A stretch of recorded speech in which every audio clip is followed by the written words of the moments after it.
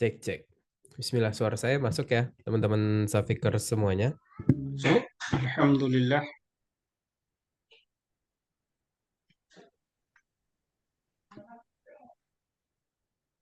Cek, tes audio cek. Gimana, teman-teman? Masuk terdengar. Alhamdulillah.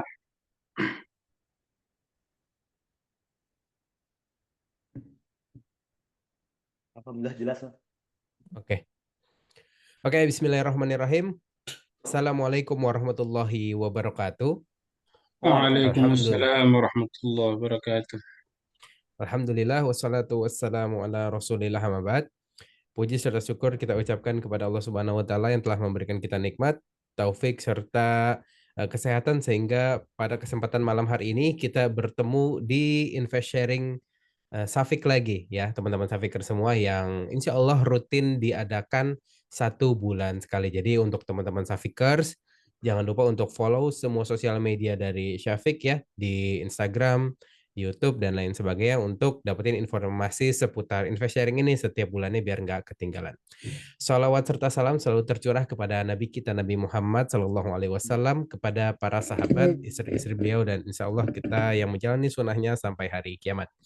Baik, teman-teman Safikir semua, di Invest Sharing pada kesempatan malam hari ini ya, temanya adalah jurus jitu bebas utang dan raih merdeka finansial dengan investasi. Masya Allah nih, pengen banget ya teman-teman kita semua nih bisa merasakan yang namanya merdeka finansial. Apalagi nanti tipis-tipis kita akan belajar gimana sih cara melunasi utang. Mungkin teman-teman ada yang terlibat utang dan semoga bisa cepat selesai ya. Insya Allah malam hari ini kita akan sharing-sharing bersama Mas Wicak selaku Head of Business dari Syafiq Indonesia. Nah, teman-teman Syafiker semua, tadi saya udah bahas terkait hutang ya. Saya mau bacain beberapa fakta terkait utang dan investasi dulu nih sebelum nanti kita akan mulai sambil menunggu Mas Wicak juga bersiap-siap dulu. Nah, fakta yang pertama di sisi utang ya, ini adalah fakta yang cukup ironi teman-teman Safiker semua bahwa industri pinjaman online atau pinjol ya ternyata itu sangat besar dan ternyata total pinjaman yang beredar per Februari 2025 itu mencapai 80 triliun. Subhanallah ini besar sekali ya dan ternyata data ini naik 31% dari tahun sebelumnya di 2024 ya. Subhanallah ini berarti lumayan besar ya pinjaman online yang ada di Indonesia ini. Ya, nanti kita akan bahas kenapa fakta-fakta yang ironi ini bisa terjadi gitu di masyarakat kita. Dan untuk dari investasinya, ini sebenarnya kabar yang cukup baik gitu. Jadi kalau misalkan di investasi ternyata datanya itu sama-sama meledak ya. Jumlah investor pasar modal itu per Agustus 2025 ini sudah mencapai 17,59 juta orang gitu. Dan terus kenapa ini semua bisa terjadi? Tadi saya sedikit baca-baca. Jadi sebenarnya masyarakat itu sudah apa namanya ada uang yang bisa diinvestasikan, tapi ternyata masih apa ya bisa dibilang literasinya itu belum sampai gitu. Ada literasi keuangan, literasi seputar investasi yang belum sampai ke masyarakat Indonesia semua gitu. Dan pada kesempatan malam hari ini semoga literasi seputar keuangan, literasi seputar investasi bisa sedikit banyaknya itu masuk ke kita biar kita jadi aware gitu ya bahwa bahayanya utang, terus juga baiknya kita memulai investasi dari sekarang dan lain sebagainya. Terus juga ternyata riset menunjukkan 70% orang dewasa di Indonesia itu nggak punya dana darurat yang cukup, ya. Jadi ya itu tadi, ketika dana darurat nggak ada dan masuk ke situasi yang mendesak, mereka mau nggak mau harus melakukan pinjaman online. Dan yang terakhir tentunya gaya hidup ya, biasa kalau misalkan anak-anak muda mungkin mengikuti teman-temannya dan lain sebagainya. Nah, makanya pada kesempatan malam hari ini teman-teman semua kita akan belajar lebih detail lagi ya bersama Mas Wicak tentunya. Tapi sebelum mulai saya mau infoin lagi untuk teman-teman Safikers semua jangan lupa untuk follow semua sosial media dari Safik di syafiq.id baik di Instagram, di TikTok maupun di YouTube biar teman-teman dapat semua informasi yang berhubungan dengan keuangan dan investasi yang sesuai syariah.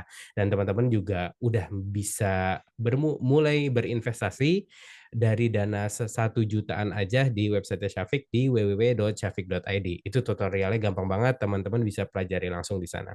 Dan nanti saya sambil berjalannya invest sharing ini, saya akan kirimkan link yang bisa teman-teman isi semua untuk mendapatkan rekaman video ini secara full dan tentunya kita akan bagikan e-sertifikat buat teman-teman yang nonton atau belajar di invest sharing ini sampai akhir dan mengisi link yang akan nanti saya kirim di kolom chat box. Baik, teman-teman Safikir semua, karena di sini sudah hadir ya Mas Wicak selaku Head of Business dari Syafiq, langsung saja kita mulai invest sharing pada malam hari ini, sekali lagi dengan tema Jurus Jitu Bebas Utang dan Raih Merdeka Finansial dengan investasi. Kepada Mas Wicak, dipersilahkan. Baik, terima kasih Bang Jan. Assalamualaikum warahmatullahi wabarakatuh. Waalaikumsalam warahmatullahi Waalaikumsalam warahmatullahi wabarakatuh. Allahumma sholli Muhammad wa ala Muhammad. Ya, terima kasih kepada Bang Jan dan semua Safikers nih. Mungkin malam ini temanya lebih ke kita saling berbagi pengalaman, saling berbagi berdiskusi terkait dengan hutang tadi seperti yang Bang Jan sampaikan, terus juga terkait dengan investasi, dana darurat, dan yang paling penting nanti kita ingin mengetahui nih kita itu termasuk profil resikonya apa nih. Nah, tapi biar lebih menarik nanti akan kita bahas satu persatu sambil kita berdiskusi, mungkin nanti juga bisa kita saling tanya jawab. Oke, sebelumnya perkenalkan dengan saya Adiat Mika Dwi Wicaksana selaku Head of Business di Syafiq. Mungkin langsung saja kita akan berdiskusi. Yang pertama terkait dengan jurus jitu bebas utang, raih merdeka finansial dengan investasi. Oke.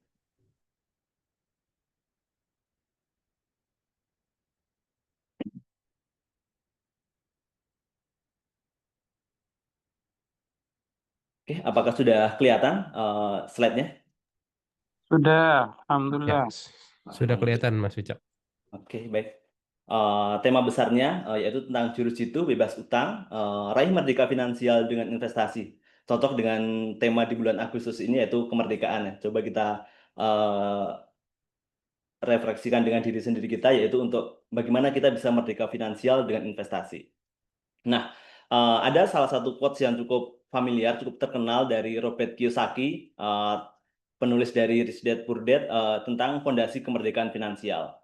Kemerdekaan sejati adalah kemerdekaan finansial di mana Anda memiliki kendali penuh atas waktu dan pilihan hidup Anda. Nah, kenapa sih kemerdekaan finansial itu identik dengan kita memiliki kendali penuh atas waktu dan pilihan hidup kita? Nah, itu erat kaitannya dengan hutang. Karena hutang itu memang yang pertama menghalangi kemerdekaan finansial kita. Mungkin ya kita yang memiliki hutang setiap bulan merasa dikejar-kejar, waduh kapan ini jatuh temponya, pembayarannya bagaimana, dan itu akan memberikan batasan-batasan terhadap kita dan terutama memberikan dampak kita tidak bisa memiliki kemerdekaan finansial. Nah, utang bukan hanya soal uang, tapi juga membatasi pilihan hidup kita. Membedakan antara utang baik atau utang produktif dan utang buruk konsumtif adalah langkah krusial menuju kebebasan finansial. Pada dasarnya hutang itu dibagi menjadi dua, yaitu utang produktif dan hutang konsumtif. Apa sih hutang produktif? Seperti yang Bapak Ibu sekalian ketahui bahwa utang yang produktif itu adalah utang yang menghasilkan aset atau meningkatkan pendapatan di masa depan. Contohnya pinjaman usaha, terus juga kalau utang konsumtif itu apa? Itu adalah utang yang digunakan untuk konsumsi tidak menghasilkan nilai tambah. Ini biasanya erat kaitannya dengan gaya hidup seperti kartu kredit untuk liburan. Kalau gen milenial sekarang atau Gen Z sekarang biasanya utangnya itu untuk nonton konser, terus juga untuk liburan ke luar negeri dan sebagainya, itu biasanya ditopang dengan utang-utang konsumtif seperti ini. Makanya tidak heran seperti yang tadi Bang Jan sampaikan, pinjol kita saat ini itu outstandingnya atau penggunanya kurang lebih di angka 80 triliun, itu angka yang sangat luar biasa besar. Nah, bagaimana cara kita mengatur keuangan kita supaya ideal? Itu pada dasarnya bisa kita membagi menjadi 3. Yang pertama, rules-nya untuk pengeluaran rumah tangga, idealnya alokasi untuk cicilan rumah tidak melebihi 30% dari pendapatan bulanan. Terus yang kedua, kita harus menyisakan nih pendapatan bulanan kita untuk investasi. Nah, itu idealnya di angka 20%. Kemudian utang konsumtif itu maksimal 10% dari pendapatan kita. Nah, otomatis semakin kecil presentasi dari utang konsumtif maupun utang KPR ini akan lebih sehat untuk keuangan kita. Otomatis kita bisa meningkatkan di investasi ideal kita dan kita bisa mengalokasikan untuk dana darurat kita. Nah, ada pembagian lagi yang lebih baik daripada yang tadi di slide pertama, yaitu sebagai berikut. Untuk kebutuhan rumah tangga, untuk kebutuhan rumah itu pengeluarannya di angka 30%. Nah, dari 30% pendapatan kita, itu 21%-nya itu untuk KPR, untuk cicilan rumah. Kemudian, kita bisa mengalokasikan untuk kebutuhan bulanan kita maksimal di angka 40%. Nah, untuk investasi di 20% dan sisanya dana darurat di 10%. Kalau menurut OJK itu untuk utang secara ideal itu di angka 35% dari pendapatan bulanan kita. Hutang itu termasuk KPR, kendaraan kredit mobil kita dan pinjaman pribadi maupun tadi untuk utang produktif kita. Nah, mungkin Bapak Ibu sekalian bisa menghitung nih kira-kira pendapatan bulanan kita dibandingkan dengan cicilan yang harus kita bayarkan per bulan itu ada di angka berapa nih? Berapa persen hutang yang harus kita bayarkan ketika dibandingkan dengan pendapatan kita. Ketika Bapak Ibu sekalian hitung, oh ternyata hutang saya, pendapatan saya misalnya 10 juta, hutang saya di angka 3 juta nih cicilan per bulan. Berarti masih relatif sehat. Nah, tapi pasti kita juga ada keinginan nih, bagaimana caranya supaya proporsi keuangan, proporsi cicilan kita atau proporsi hutang kita bisa lebih kecil atau syukur-syukur bisa tidak ada sama sekali dibandingkan dengan pendapatan kita. Nah, itu nanti akan kita bahas bagaimana cara kita bisa melunasi sedikit demi sedikit hutang kita. Oke. Nah, ini yang pertama, bagaimana cara kita bisa mengetahui tadi? Yang pertama, identifikasi nih. Identifikasi semua sumber utang kita. Kita klasifikasikan, oh hutang saya apa saja nih? Misalnya kartu kredit, terus ada pinjaman online atau pinjol, terus ada KPR, kredit kepemilikan rumah atau kredit kendaraan bermotor. Nah, itu Bapak Ibu catat sekalian, catat besarannya berapa, jatuh temponya itu kapan, total pengeluaran per bulannya itu berapa. Nah, itu kita harus mulai tertib, harus mencatat tadi.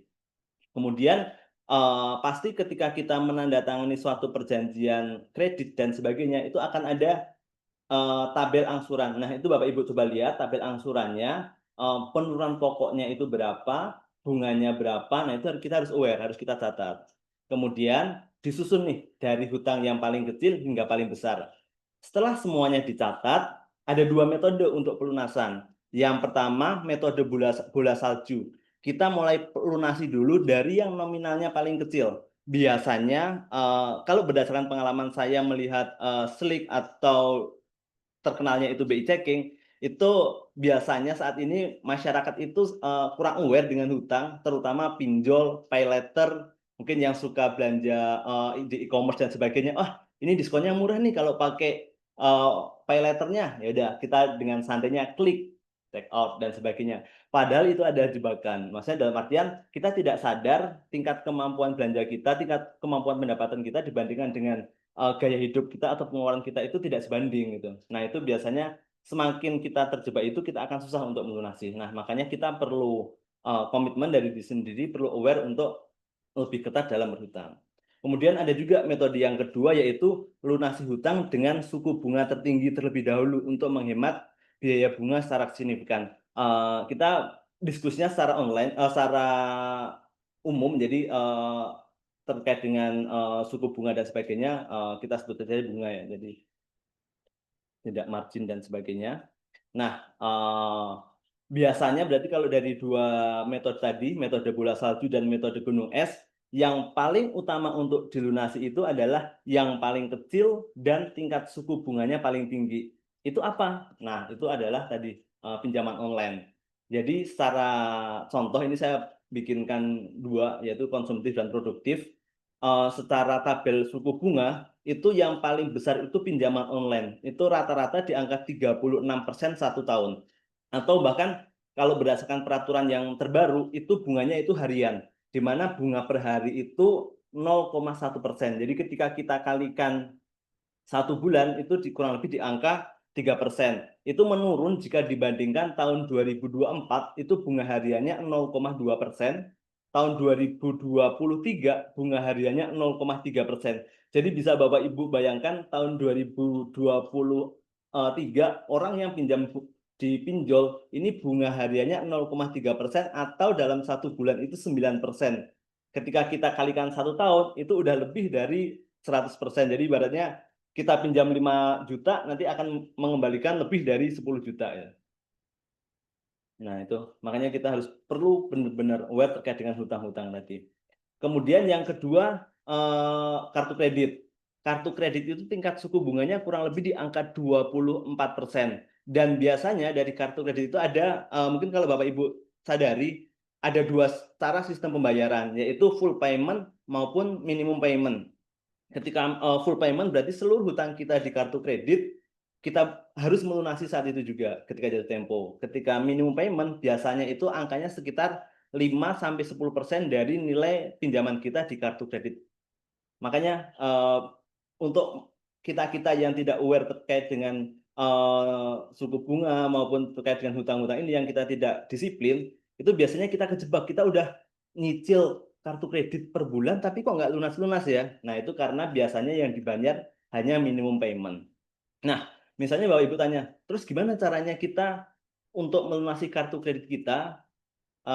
Kita tidak bisa melunasi secara langsung, tapi aku pengen nyicil nih, pengen lunasin. Nah Bapak Ibu sekalian bisa coba menelpon call center dari kartu kreditnya tadi, kemudian coba Bapak Ibu sekalian negosiasikan ke pengurusnya tadi, pengurus perbankannya, untuk merubah skema cicilan kita dari yang minimum payment menjadi cicilan tetap, disesuaikan dengan kemampuan dari pembayaran dari Bapak Ibu sekalian. Misalnya, wah kartu kredit saya outstandingnya 10 juta nih, minimum paymentnya di 500.000. Ketika saya hanya membayar minimum payment, saya tidak akan lunas-lunas nih, saya akan terbelenggu dengan kartu kredit tadi. Nah, kita bisa mengajukan ke bank tadi, Mas, Mbak, saya pengen mengubah sistem pembayaran kartu kredit saya menjadi cicilan. Misalnya, oh saya pengen nyicil 10 jutanya ini di 1 tahun atau 2 tahun dan sebagainya, itu disesuaikan dengan kemampuan dari Bapak Ibu sekalian. Tapi ingat, ketika sudah menyicil, jangan digunakan lagi. Nah, kemudian yang ketiga itu KTA atau kredit tanpa anggunan itu kurang lebih di angka 18%. Kemudian untuk kredit kendaraan bermotor kurang lebih di 12% ya. Ini kadang bisa lebih juga. Memang untuk tingkat suku bunga untuk kredit konsumtif ini relatif besar. Nah, kemudian ada juga yang kredit produktif, yaitu di mana kita meminjam untuk meningkatkan usaha kita atau sebagai modal kerja dari usaha-usaha kita. Itu biasanya ada modal usaha mikro, kredit kepemilikan ruko, ada kredit kepemilikan rumah, tapi kredit KPR di sini itu biasanya rumahnya untuk disewakan sehingga bisa dikategorikan sebagai produktif ya. Tapi untuk kalau misalnya itu ditempati sendiri itu termasuk dalam kredit konsumtif. Kemudian ada juga kredit usaha rakyat, ini biasanya program dari pemerintah, memang tingkat suku bunganya relatif kecil ya, kurang lebih di angka 6%.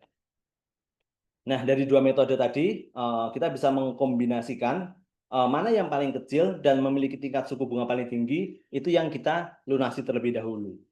Tapi yang paling penting di sini kita harus benar-benar konsisten, baik dalam pencatatan maupun pembayaran. Nah, oke.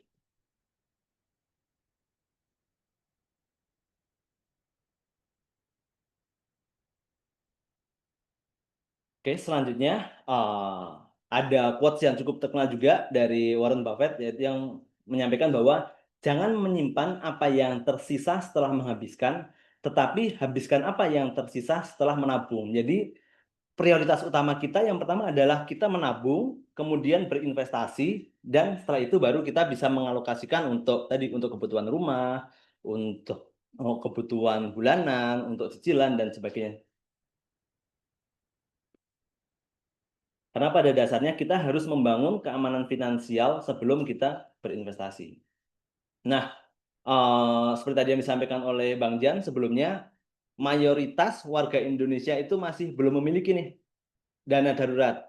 Padahal dana darurat itu sangat penting. Yang pertama bisa mencegah kembali berutang saat terjadi musibah. Kita tidak tahu nih kapan musibah mendatangi kita. Nah, satu-satunya yang bisa kita lakukan yaitu memitigasi tadi. Salah satu cara memitigasinya yaitu dengan kita harus memiliki dana darurat. Terus juga ketika kita memiliki dana darurat, bisa memberikan ketenangan pikiran dan stabilitas finansial. Kemudian kita juga bisa lebih fokus pada tujuan investasi jangka panjang. Nah, idealnya berapa dana darurat tadi? Itu untuk yang single atau lajang kurang lebih di angka 3 sampai 6 bulan dari pengeluaran bulanan kita ya. Kemudian untuk yang menikah namun belum memiliki anak itu idealnya antara 6 sampai 9 bulan. Kemudian yang menikah dan ada tanggungan itu di angka 9 sampai 12 bulan dari gaji atau dari pengeluaran bulanan kita. Jadi misalnya dari Bapak Ibu pengeluaran di angka 5 juta per bulan, ya ketika lajang berarti kurang lebih di angka 15 juta. Nah, perlu Bapak Ibu perhatikan juga untuk menyimpan dana darurat ini benar-benar di instrumen yang liquid. Instrumen liquid itu apa, Mas? Oh, ada cash, ada juga berupa emas dan sebagainya. Jadi harus benar-benar dalam instrumen yang liquid, yang sewaktu-waktu kita butuh kita bisa menggunakannya dengan cepat. Jangan terus, wah saya punya dana darurat nih, tapi dalam bentuk aset, asetnya dalam bentuk tanah dan bangunan ya. Ketika suatu waktu musibah datang ke kita masih perlu waktu untuk melakukan likuidasi atau menjual terkait dengan aset tadi, sehingga dananya tidak bisa serta-merta kita dapatkan saat itu juga. Makanya penting dana darurat kita harus punya dan dalam instrumen yang liquid. Oke. Selanjutnya, ketika kita sudah memiliki dana darurat sesuai dengan kriteria minimal tadi untuk yang lajang kurang lebih di angka 3 kali pengeluaran bulanan, untuk yang sudah berkeluarga di 6 kali, untuk yang sudah punya anak kurang lebih di 9 sampai 12 kali, kita bisa mengalokasikan selanjutnya untuk berinvestasi. Ibaratnya mengubah uang nganggur kita menjadi mesin penghasil cuan kita. Jangan biarkan uang Anda tidur, investasi adalah cara cerdas untuk membuat bekerja keras demi masa depan. Nah, yang pertama kita menabung, setelah menabung kita akan berinvestasi. Mengapa investasi itu penting? Yang pertama, melindungi kekayaan dari inflasi, kemudian juga kita bisa mencapai tujuan finansial kita. Seperti pensiun, kita pasti akan merencanakan, oh saya pengen pensiun nih di umur 45 tahun misalnya. Untuk mencapai kebebasan finansial berarti berapa nih yang harus saya alokasikan untuk investasi, untuk tabungan dan sebagainya, kita bisa merencanakan itu semua. Juga untuk pendidikan anak tidak kalah pentingnya, untuk rumah dan sebagainya, misalnya kita ada keinginan untuk melakukan percepatan pelunasan dan sebagainya, itu kita bisa mengalokasikan di situ. Kemudian kita juga bisa membangun kekayaan secara pasif. Nah, saya akan memberikan ilustrasi tabel perbandingan investasi selama 5 tahun terakhir nih. Jadi misalnya nih, kita punya uang 10 juta pada tahun 2020 dibandingkan dengan saat ini itu akan menjadi apa nih? Nah, ketika misalnya nih, Bapak Ibu taruh tadi uang 10 juta tadi dalam deposito, itu tingkat suku bunga deposito itu sekarang lebih kecil, jauh lebih kecil dari 5% per tahun. Tapi kalau misalnya kita asumsikan 5% per tahun, maka 10 juta di tahun 2020 akan menjadi 12 juta di tahun 2025. Kemudian emas, apabila kita membeli emas di tahun 2020 dengan uang 10 juta, maka uang kita akan menjadi 20 juta di tahun 2025 ini. Karena memang dalam 1-2 tahun terakhir ini kenaikan dari emas sangat signifikan, kurang lebih selama 5 tahun itu kenaikan dari instrumen emas itu di angka 102% ya. Kemudian kita juga bisa menaruh instrumen investasi kita di saham, tapi tentu juga yang sesuai dengan prinsip-prinsip syariah atau di saham syariah ya. Itu kurang lebih apabila kita membandingkan dari IHSG tahun Juli 2020 itu di angka 5.100, ini mungkin agak datanya agak kurang valid karena pada Juli 2020 lumayan kehit dari COVID ya. Jadi harga saham waktu itu cukup drop. Kemudian saat ini di Juli 2029 harga saham IHSG kurang lebih di angka 7.900, sehingga misalnya kita bandingkan terjadi kenaikan lumayan signifikan kurang lebih di angka 55%. Nah, ini nih yang terakhir ini yang tanpa kita sadari kita terkikis oleh inflasi tahunan. Jadi uang 10 juta di tahun 2020 itu sama saja dengan kurang lebih di angka 8,3 juta di tahun 2025 ini. Karena mengalami penurunan karena akibat dari inflasi tadi. Nah, oleh karena itu penting kita untuk melakukan investasi untuk menjaga nilai dan tentu saja disesuaikan dengan tujuan dan kebutuhan dari kita. Kita bisa menaruh di deposito, emas, ataupun di saham, dan sebagainya. Nah, ini total perbandingan. Mungkin kalau dari Bapak Ibu ada pertanyaan dan sebagainya bisa disampaikan melalui kolom chat terlebih dahulu, nanti bisa kita diskusikan lebih lanjut. Nah, kemudian kita lanjutkan strategi merdeka finansial dengan investasi. Ada salah satu quotes yang cukup menarik dari Dr. Adi Warman Akarim. Menabung dalam Islam bukan hanya untuk diri sendiri, tetapi juga untuk menjaga keberlangsungan keluarga dan masyarakat. Oke. Nah, bagaimana cara kita berinvestasi dengan tepat sesuai dengan karakteristik kita? Itu yang pertama, kita harus bisa mengenali profil resiko dari kita sendiri nih. Secara umum, profil resiko dibagi menjadi 3, konservatif, moderat, dan agresif. Nah, untuk yang konservatif itu cenderung menghindari risiko, mencari stabilitas modal, cocok untuk tujuan jangka pendek, atau mereka yang tidak nyaman dengan fluktuasi pasar. Seperti tadi mungkin saham itu harganya sangat fluktuatif sekali. Kemudian yang kedua moderat, siap mengambil sedikit resiko demi potensi keuntungan yang lebih, bisa menoleransi fluktuasi jangka pendek. Nah, biasanya kalau menaruh orang moderat ketika membeli saham itu cenderung ke saham-saham yang fundamentalnya bagus. Jadi dia tidak akan terpengaruh dengan fluktuasi jangka pendek. Nah, untuk yang agresif itu berani mengambil resiko tinggi demi potensi keuntungan maksimal. Cocok untuk tujuan jangka panjang dan punya pemahaman pasar yang baik. Pada dasarnya seperti ini, Bapak Ibu harus mengetahui sumber income dari Bapak Ibu sekalian itu dari mana. Ketika sumber income Bapak Ibu itu high risk, maka jangan menaruh atau jangan berinvestasi dengan profil yang agresif. Harus konservatif atau moderat. Nah, instrumen investasi syariah pilihan pemula itu ada emas, sukuk retail, dan saham syariah. Mungkin selanjutnya kita ingin mengetahui nih karakteristik profil resiko kita itu apa nih. Nah, dari Bapak Ibu sekalian sudah mengetahui belum karakteristik dari Bapak Ibu sekalian kira-kira, wah Mas saya konservatif, saya moderat, saya agresif. Nah, kalau misalnya dari Bapak Ibu belum mengetahui nih kira-kira profil resiko saya itu apa dan bagaimana, kita bisa mensimulasikan nih dengan menggunakan ChatGPT. Sebentar, saya share screen.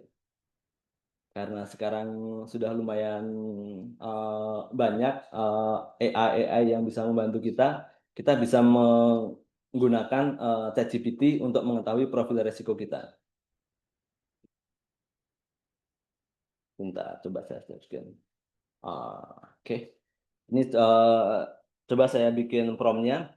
Bikinkan saya 10 pertanyaan untuk mengetahui saya investor tipe apa. Nanti setelah saya isi, perlihatkan hasilnya. Kira-kira saya tipe investor yang bagaimana? Oke, mungkin dari Bang Jan udah mengetahui belum? Kira-kira Bang Jan profil resikonya apa nih? Kalau dari saya ya Mas ya, saya tuh cenderung yang menghindari resiko gitu, Oh, berarti konservatif ya? konservatif. Oke, coba kita buktikan. Kira-kira Bang Jan itu tipe yang apa nih? Nah, coba kita jawab satu-satu ya. Nah, nanti Bapak Ibu juga bisa buka ChatGPT, kemudian tulis prompt seperti yang saya bikin ini atau bisa dikembangkan, nggak masalah. Nah, oke, coba kita belajar di sini. Mungkin Bang Jan ya, mungkin yang jawab ya. Nanti saya ketikkan. Nah, untuk nomor 1, kira-kira Bang Jan tipe yang apa nih? Saat mendengar kata investasi, apa yang terlintas di pikiran Bang Jan? A, Hmm, B, atau C? saya B, nomor 1 B. B. Oke, kemudian yang nomor 2, jika punya Bentar. uang 100 juta, berapa persen yang rela Anda investasikan di instrumen beresiko seperti saham, kripto, dan sebagainya? Di bawah di bawah 20%. Oke, di bawah 20%. 2A. Kemudian yang nomor 3, bagaimana reaksi Anda kalau investasi turun 10% dalam 1 bulan? Panik dan ingin segera dijual, tunggu dulu, mungkin akan pulih, C, tambah beli karena harga sedang diskon.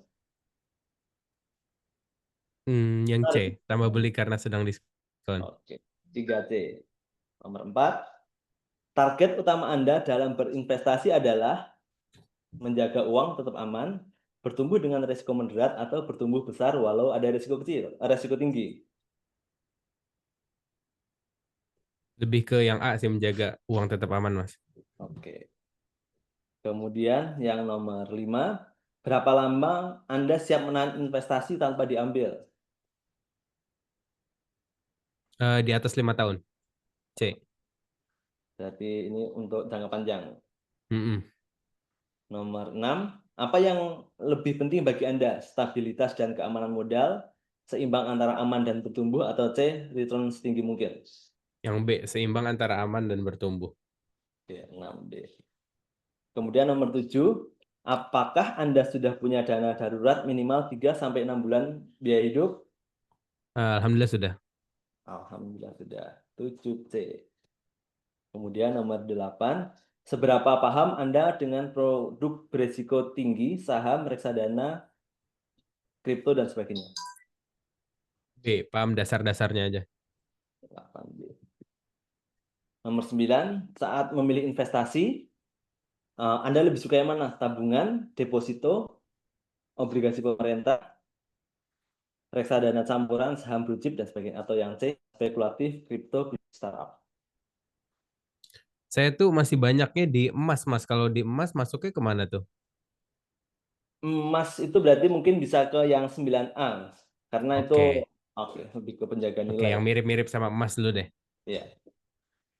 Kemudian yang nomor 10, jika Anda mendapat keuntungan 50% dalam setahun, apa yang Anda lakukan? Segera ambil dan pindahkan ke investasi aman, ambil sebagian, sisanya diinvestasikan, atau yang C, biarkan terus, berharap naik lebih tinggi. Yang B. Oke, mari coba kita simulasikan ya, kira-kira Bang Jan tipe profil resikonya apa nih, profil investasi? Menarik ya, Mas, memanfaatkan teknologi AI ya buat ngeriset kayak gini ya. Betul.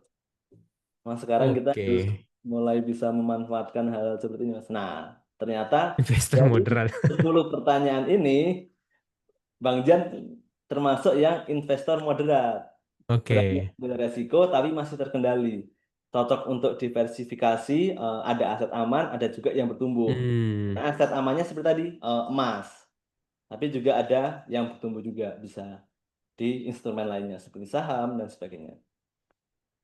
Nah, eh, Bapak Ibu sekalian juga bisa memanfaatkan nih, tapi mungkin pertanyaannya akan berbeda satu sama lain. Tapi pada intinya pertanyaan-pertanyaan tadi akan berguna untuk Bapak Ibu gunakan untuk mengetahui profil resiko.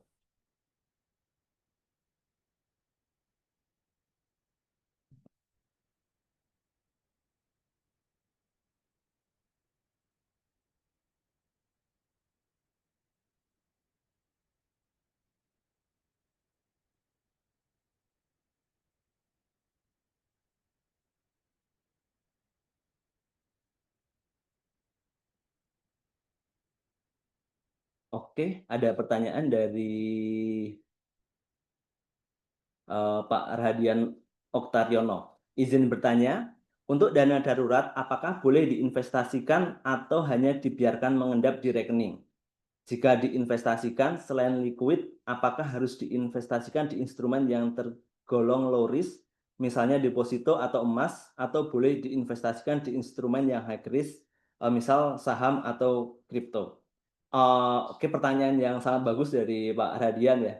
Oke, untuk dana darurat bisa diinvestasikan, tapi tadi diinvestasikan di nilai-nilai yang memiliki likuiditas yang bagus, seperti emas atau deposito yang kita tidak perlu waktu lama nih untuk mencairkan apabila sewaktu-waktu butuh.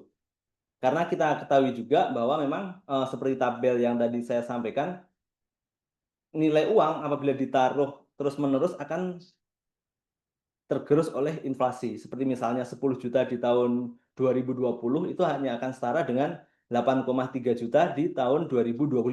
Padahal seperti kita ketahui bahwa kebutuhan bulanan kita akan terus meningkat nih. Pasti kebutuhan bulanan dari Bapak Ibu sekalian akan meningkat nih dari tahun 2020 jika dibandingkan tahun 2025.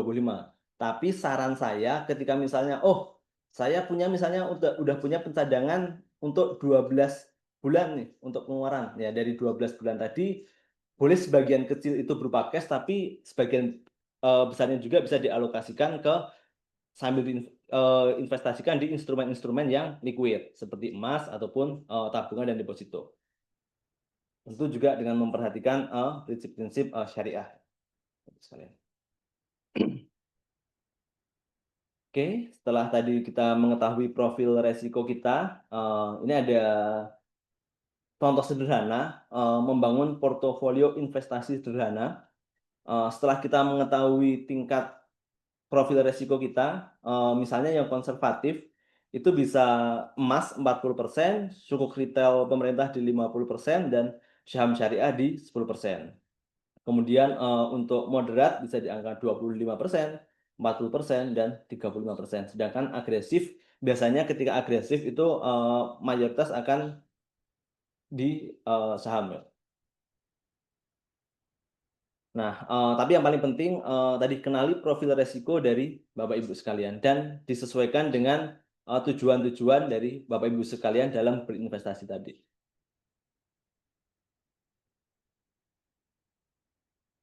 Kemudian selanjutnya kesimpulan, janganlah engkau berutang kecuali dalam keadaan darurat, karena utang adalah kehinaan di siang hari dan kegelisahan di malam hari.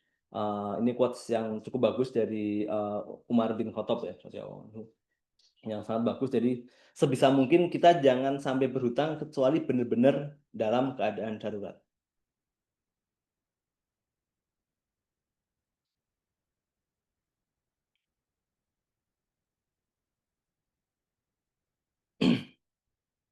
Oke, ada pertanyaan sebelum melanjut ke slide berikutnya. Baik tidak uang pinjaman digunakan untuk investasi atau ada saudara nitip 70 juta dalam bentuk uang. Nah, ini uang lebih baik dijadikan dalam bentuk uang apa boleh digunakan untuk investasi sedangkan akadnya dia nitip 10 tahun. Bagaimana solusinya?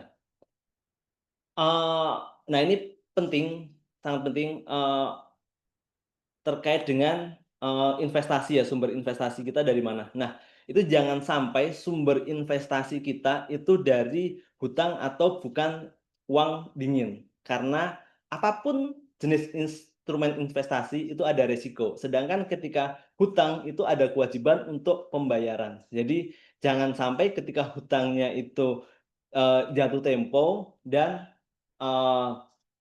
dari sisi investasi mengalami penurunan.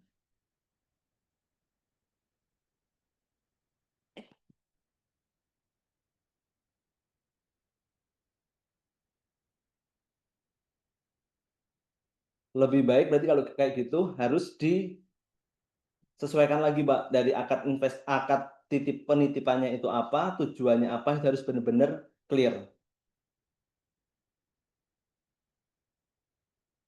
Jangan sampai kita menggunakan uang yang tidak sesuai dengan peruntukannya.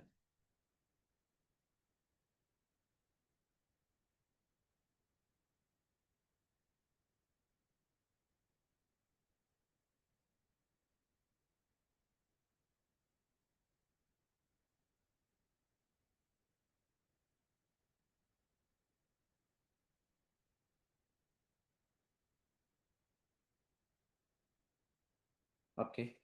Kemudian kita cukup banyak pertanyaan di kolom komentar, tapi mungkin saya selesaikan terlebih dahulu presentasinya karena tinggal sedikit lagi.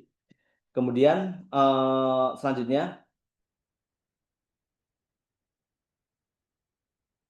mengidentifikasi investasi aman dan legal. Nah, ini sangat penting untuk Bapak Ibu pahami sekalian bahwa ketika kita berinvestasi, kita harus benar-benar yakin kita investasi di instrumen yang aman dan legal.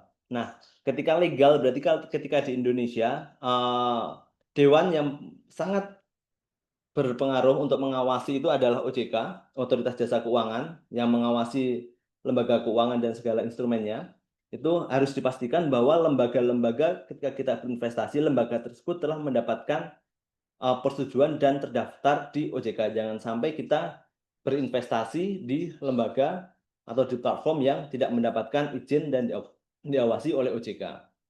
Kemudian kita harus benar-benar logis nih, imbal hasil yang ditawarkan masuk akal atau enggak. Jika ada tawaran profit tinggi dalam waktu singkat tanpa resiko, itu patut dicurigai. Mungkin Bapak Ibu sekalian pernah ketika buka Telegram dan sebagainya tiba-tiba di-invite ke satu grup, di situ ramai membahas, wah saya naruh 5 juta, kemudian 3 jam kemudian saya mendapatkan profit 100%, 50% dan sebagainya. Saya juga beberapa kali di-invite seperti itu di grup Telegram, saya tanggapin saja, wah ini instrumen investasinya di mana ya Mas? Kok menarik sekali gitu. Ketika mereka jawab A, B, C dan sebagainya, oh ini Mas aman, terpercaya, trust, pokoknya percaya aja ke kita. Nah, terus saya balas lagi, kira-kira investasinya apa? Sedangkan untuk saham aja ARA kurang lebih di angka 25%. Kripto nggak akan sefluktuatif ini, apalagi di instrumen-instrumen lainnya gitu. Nah, biasanya ketika kita udah menjawab dan mendebat secara logis, kita akan di-kick nih dari grup-grup Telegram tadi. Jadi kita harus benar-benar bisa berpikir secara logis, kira-kira investasi yang kita taruh itu masuk akal atau tidak. Ketika semakin tidak masuk akal, berarti kita harus benar-benar menghindari berinvestasi di situ. Kemudian kita juga harus mengetahui nih transparansi terkait dengan produk investasi kita itu di mana. Misalnya, oh kita mau investasi di sukuk atau di saham, pahami dulu nih perusahaannya perusahaan apa, fundamentalnya bagaimana, pelajari laporan keuangan, yang punya ini siapa dan sebagainya. Kita harus benar-benar bisa memahami kita menaruh instrumen investasi kita di mana.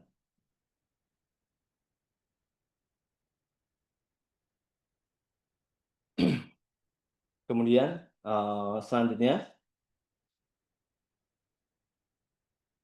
ini yang terakhir, roadmap menuju merdeka finansial. Nah, bagaimana cara roadmap untuk merdeka finansial? Itu yang pertama, kita bebaskan diri kita dulu nih dari hutang. Karena semakin banyak hutang yang kita miliki, kita tidak akan merdeka finansial. Kita akan semakin terbelenggu dengan cicilan kita kapan, jatuh temponya kapan, pembayarannya bagaimana, namanya kita tidak akan tenang dengan itu. Kemudian setelah hutang kita minim atau syukur-syukur bisa nol utang, kita mengalokasikan dana darurat.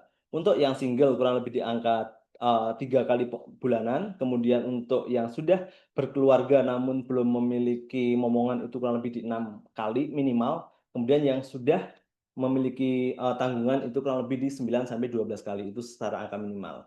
Kemudian setelah kita memiliki dana darurat, kita alokasikan lagi nih. Oh, kita bisa beralokasikan ke investasi produktif sesuai dengan karakteristik resiko kita. Nah, setelah kita bisa melewati tahapan-tahapan tadi, insya Allah kita bisa merdeka finansial. Amin, amin, ya rabbal alamin. Oke, sudah cukup ramai nih di kolom komentar. Kemudian selanjutnya dari Ibu Gina ya, izin bertanya Kak, untuk memastikan investasi syariah bisa kemana aja? Soalnya kalau ke bank konvensional kan nggak syariah ya, terima kasih. Kalau di Indonesia, yang berhak untuk mengeluarkan, oh apakah investasi ini syariah atau tidak, itu dari DSN MUI. Dewan Syariah Nasional MUI. Kita bisa mengecek kira-kira list saham-saham syariah yang sudah mendapatkan persetujuan dari DSN MUI itu apa saja. Itu kita bisa cek di DSN MUI. Kita juga bisa memastikan bahwa perusahaan-perusahaan yang syariah itu pasti diawasi juga oleh DSN MUI. Makanya perusahaan-perusahaan syariah ada DPS-nya, Dewan Pengawas Syariahnya. Untuk perusahaan-perusahaan yang mengklaim syariah tapi tidak ada DPS-nya, nah itu perlu dipertanyakan. Kemudian selanjutnya,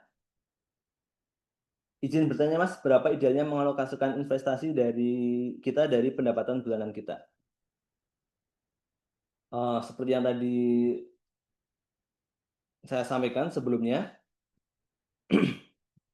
untuk alokasi idealnya itu untuk pengeluaran kita bisa membagi pendapatan kita menjadi sebagai berikut.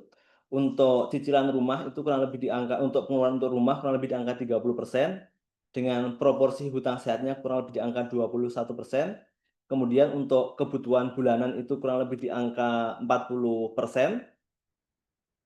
Dan untuk investasi itu minimalnya bisa di angka 20%, kemudian dana darurat di angka 10%. Nah, seperti yang quotes dari Warren Buffett sampaikan juga, nah ini, jangan menyimpan apa yang tersisa setelah menghabiskan, tetapi habiskan apa yang tersisa setelah menabung. Jadi kita prioritaskan dulu nih dibalik, jangan rumah baru kebutuhan bulanan, baru habis itu investasi darurat, investasi dan dana darurat, tapi kita balik dulu. Dana darurat kita siapkan dulu, kita alokasikan dulu di kantong kita, kemudian kita alokasikan juga untuk investasi.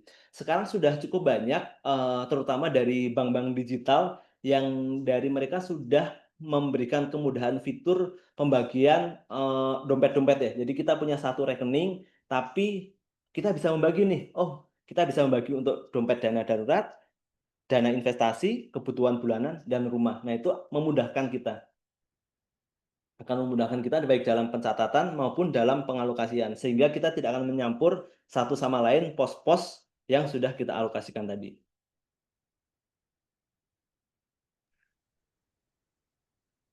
Oke, lanjut saya bacain pertanyaannya, Mas. Baik, silakan Bang Jan. Oke, selanjutnya ada yang bertanya, jika berinvestasi di perhiasan emas tapi di bawah 24 gram, 24 karat ya, Hmm. bagaimana? Mengingat harga emas di Antam itu jauh lebih tinggi. Oke, berarti berinvestasi emas tapi di bawah 24 gram ya? Oh, 24 karat ya, Bang Dian? Iya, berarti bisa di perhiasan mungkin, Mas. Biasanya ya untuk yang emas-emas di bawah 24 karat itu biasanya dalam bentuk perhiasan ya. Memang biasanya kalau emas-emas yang bentuk perhiasan itu tujuannya selain untuk berinvestasi juga lebih ke penggunaan pribadi kita ya untuk yang perhiasan. Nah, memang secara harga itu akan berbeda dari emas-emas batangan yang murni 24 karat dan sebagainya. Akan terjadi kenaikan juga, misalnya yang emas 24 karat itu mengalami kenaikan, yang emas-emas perhiasan ini pasti juga akan mengalami kenaikan juga.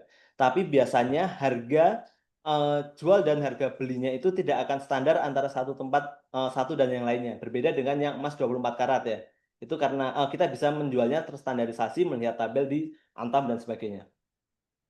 Dan terkait dengan emas ini juga Bapak Ibu sekalian juga bisa mencari juga mungkin browsing dan sebagainya. Saat ini sudah banyak juga lembaga-lembaga yang mereka menjual emas, bisa mengantar dan menjemput juga nih. Jadi ketika misalnya, wah saya perlu menjual nih saat ini, tinggal kita cari aja. Nah itu ada beberapa layanan yang mereka akan mengantar atau menjemput baik ketika kita mau menjual atau membeli. Saat ini sudah ada beberapa perusahaan yang bergerak seperti tadi. Tapi kita harus memastikan bahwa memang perusahaan tadi benar-benar legal ya dan benar-benar terpercaya. Baik, terima kasih Mas atas jawabannya. Untuk teman-teman yang lain, ya boleh jika ada pertanyaan yang ingin langsung ditanyakan via open mic maupun via teks boleh langsung ditulis ya. Tapi kalau misalkan mau bertanya langsung boleh langsung open mic atau raise hand aja. Nanti akan saya bantu untuk dimoderatorkan. Nah, tapi sebelum kita lanjut nih, teman-teman Ranger semua, saya mengingatkan kembali untuk teman-teman semua follow semua sosial media dari Syafiq di syafiq.id untuk dapetin semua informasi seputar keuangan dan investasi syariah. Dan teman-teman Rangers Syafiqers semuanya ya, untuk dapat video rekaman dan sertifikat bisa isi link berikut ya, saya kirim di kolom chat box. Baik, Mas Wicak, ini menarik nih. Tadi kita bahas soal dana darurat itu kan ada angka-angka minimalnya ya. Ini sambil nunggu teman-teman yang masih belum bertanya ya. Kalau Ya, misalkan dana darurat itu kita udah mencapai di angka minimal ya tadi di ya. 6 bulan ataupun yang sudah berkeluarga di 9 sampai 12 bulan. Nah, kalau Hmm. misalkan angka ini sudah tercapai gitu. Nah, terus kita sudah mulai alokasikan ke investasi. Dan Ya. di investasi ini kita sudah mulai mendapatkan sedikit keuntungan dan bisa kita pergunakan untuk tujuan-tujuan yang lain. Apakah dana darurat ini boleh ditambah terus atau udah di stop aja di angka minimal gitu, Mas Wicak? Silakan. Bijaknya seperti apa? Eh, Kalau menurut saya ya Mas, pasti kebutuhan kita akan naik nih. dari tahun ke tahun pasti kebutuhan kita akan mengalami kenaikan. Idealnya atau bijaknya memang dari dana, darurat tadi disesuaikan. Jadi misalnya, pengeluaran saya, misalnya sebulan ini di angka 10 juta nih. Misalnya saya udah mengalokasikan untuk, 6 kali 6 bulan, berarti saya udah mengalokasikan, di angka 60 juta. Nah, tapi, ketika alhamdulillah kita berinvestasi dan dari investasi tersebut kita mendapatkan keuntungan, kita bisa mengambil sebagian untuk ditambahkan ke dana darurat, sebagian Oke. lagi digunakan diputar kembali untuk berinvestasi atau disesuaikan dengan kebutuhan tadi. Tapi, memang secara bijak, ya kita jangan terpaku di angka dana darurat tadi. Ya ketika misalnya kita mendapatkan lebih, ya alangkah lebih bagusnya lagi, dana darurat tadi kita tambahkan lagi. Jadi, ketika misalnya suatu hal yang tidak kita inginkan terjadi, bumper kita udah semakin tebal nih. Jadi ketika, kita harus bertindak, kita akan menjadi lebih tenang. Iya, iya, iya. Baik, berarti yang terpenting juga selain tadi jangan terlalu fokus dengan angka minimal untuk teman-teman, semua yang join, juga tadi data yang sudah dibacakan bahwa masyarakat Indonesia belum banyak yang mempunyai dana darurat, berarti dimulai dulu dari sekarang ya. Waktu yang paling terbaik kan untuk memulai tabungan dan lain sebagainya itu kan dari sekarang ya Mas Wicak ya. Ya, betul Jadi betul. terkait nanti ada masuk di situasi yang mendesak dan kebutuhan, lainnya tidak, kita gampang untuk melakukan pinjaman online, begitu. Nah, kita masuk ke pertanyaan berikutnya nih, Mas Wicak, terkait Ya, investasi rumah yang sulit untuk dijual. mhm. Ketika membutuhkan dana yang mendesak, apakah lebih baik investasi rumah dulu atau sewa atau ngontrak, aja, agar uang lebih mudah digunakan saat dibutuhkan? Syukran. Oke, siap. Ini pertanyaan yang sangat menarik dari, Abu Zaki ya. Eee, Perlu kita pahami, ketika rumah dan itu rumah pertama kita itu berarti bukan investasi, tapi karena memang itu kebutuhan dan kita pakai sehari-hari. Jadi, itu bukan aset untuk investasi, tapi ya memang aset untuk kita tinggali. Nah, apakah lebih baik investasi rumah dulu atau sewa rumah atau ngontrak saja? Eee, ini kalau saya kembalikan lagi ke masing-masing ya. Maksudnya kita bisa berhitung nih. Ketika misalnya, kita akan menyicil rumah, misalnya kita KPR nih, kita coba berhitung jangan hanya saat ini doang, tapi coba kita alokasikan, kita tarik mundur misalnya, saya KPR misalnya 15 tahun nih, selama 15 tahun itu berapa nih yang akan saya bayarkan?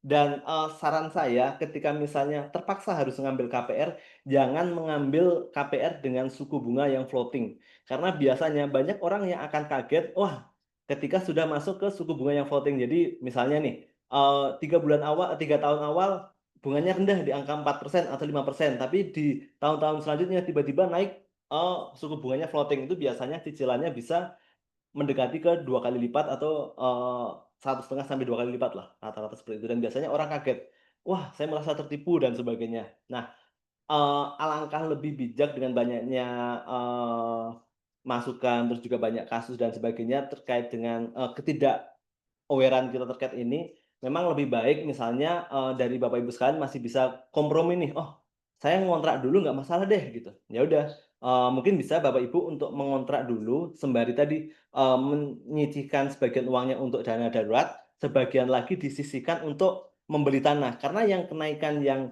dari tahun ke tahun itu mayoritas dari sisi tanahnya nih. Iya. Ketika misalnya tanah sudah kebeli, oh bisa bisa juga nanti untuk menyicil, oh ya udah saya cicil, sedikit demi sedikit deh sesuai dengan kemampuan saya, itu juga bisa juga. Tapi, saya kembalikan lagi ke Bapak Ibu sekalian, kira-kira, secara kemampuan finansial dan sebagainya lebih cocok yang mana nih? Ketika misalnya masih, tidak masalah dan bisa berkompromi dengan ngontrak dulu, ya udah nggak masalah ngontrak dulu. Dan jangan takut juga dengan jargon-jargon rumah yang setiap tahun akan mengalami kenaikan dan sebagainya. Bisa kita tarik mundur secara tadi, kurang lebih di 5 tahun, dari tabel yang tadi saya sampaikan itu, kurang satu dari sisi properti, itu secara 5 tahun ini nilai aset properti itu kenaikannya tidak signifikan Bapak Ibu. Bahkan banyak yang kondisi sekarang ini nilai properti itu dijual dengan harga yang cukup murah. Dibandingkan beberapa tahun yang lalu. Karena memang, sudah cukup jenuh dari pasarnya. Jadi, kenaikan dari properti tadi tidak terlalu signifikan. Jadi ketika misalnya dari Bapak Ibu sekalian masih nggak masalah dengan rumah sewa atau ngontrak, ya udah nggak masalah. Bisa kita alokasikan untuk kebutuhan yang lain. Tapi ya tadi, harus benar-benar konsisten. Jangan sampai, ya udah ketika rumah saya ngontrak, tapi yang tadinya dialokasikan buat membeli tanah dan sebagainya, akhirnya digunakan untuk keperluan-keperluan yang, tidak tidak perlu dan sebagainya, gitu, Mas.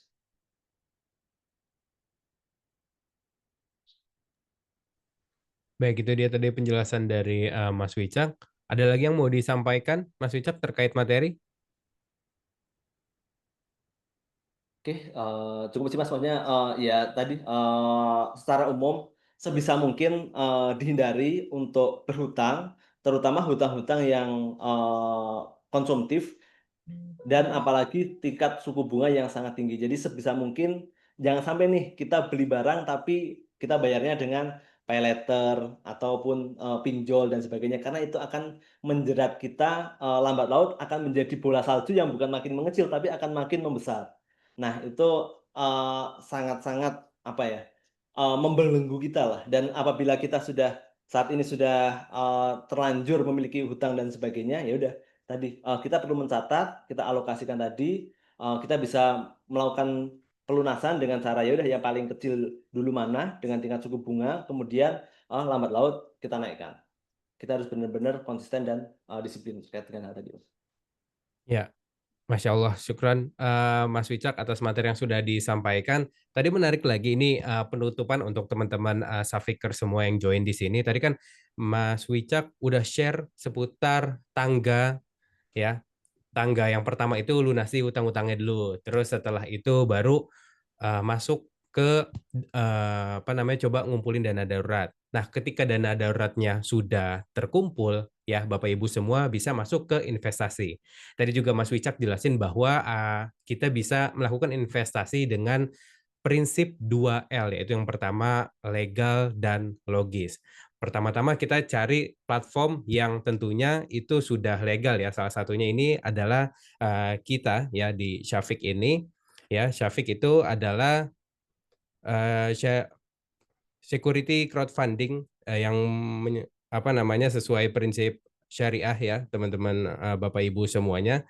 Ini kita bisa lihat, apa namanya, terkait detailnya dana yang tersalurkan sudah 645, miliar, terus juga ada 49.000 investor aktif, pengembalian dananya, terus juga ada rata-rata ROI-nya di 14,7%. Dan Bapak Ibu bisa lihat nih, ya, terkait sukuk-sukuk apa yang sedang listing di, Syafik, di sini masih banyak nih yang ready. Jadi Bapak Ibu semua jika tadi ya tangga-tangganya sudah bisa, untuk berinvestasi bisa coba lihat-lihat di, syafiq.id. Entar untuk tata caranya ini juga mudah banget Bapak Ibu, kalau nggak salah pendaftarannya itu nggak sampai 5 menit lah ya, begitu begitu mudah lah pendaftarannya. Nah, kembali saya ingatkan juga tadi, Mas Wicak juga ingatkan terkait investasi itu pastinya ada resiko ya. Jadi setiap jika ingin Bapak Ibu berinvestasi, diperhatikan dan baca prospektusnya lebih detail lagi, seperti itu ya. Kita juga sudah berizin, OJK dan diawasi oleh DSN MUI. Nah, ini untuk terkait detail Syafiq ya, pemberian izin usahanya dari, OJK. Baik, mungkin itu yang, saya sampaikan. Sebentar, kembali ke Zoom. Ya, itu dia dan, sekali lagi saya ingatkan untuk Bapak Ibu semua untuk mendapatkan video rekaman dan e-sertifikatnya, bisa langsung mengisi link yang di bawah ini. Nanti H+1 atau H+2 setelah event ini selesai, kita akan kirimkan semua informasi terkait video rekaman dan e-sertifikatnya melalui email. Jadi silahkan dicek secara berkala. Dan itu dia invest sharing pada bulan ini ya, di bulan Agustus dengan tema Jurus Jitu Bebas Utang dan Raih Merdeka Finansial dengan investasi bersama Mas Wicak selaku Head of Business dari Safik. Ya, saya ucapkan terima kasih jazakallah khairan kepada Mas Wicak dan teman-teman Safiker semua yang sudah join di invest sharing pada kesempatan malam hari ini. Ya, kita tutup dengan doa kafaratul majlis. Subhanakallahumma wa bihamdika asyhadu an la ilaha illa anta Asyhadu an la ilaha astaghfiruka wa illallah atubu ilaik. astaghfiruka Sampai wa ketemu atubu ilaik. teman-teman semuanya di Invest Sharing berikutnya. Saya Bang Jan dan Mas Wicak pamit. Assalamualaikum warahmatullahi wabarakatuh. Waalaikumsalam warahmatullahi Terima kasih wabarakatuh. banyak Mas Wicak. Sama-sama Bang Jan. Jazakallah khairan. Oh, iya.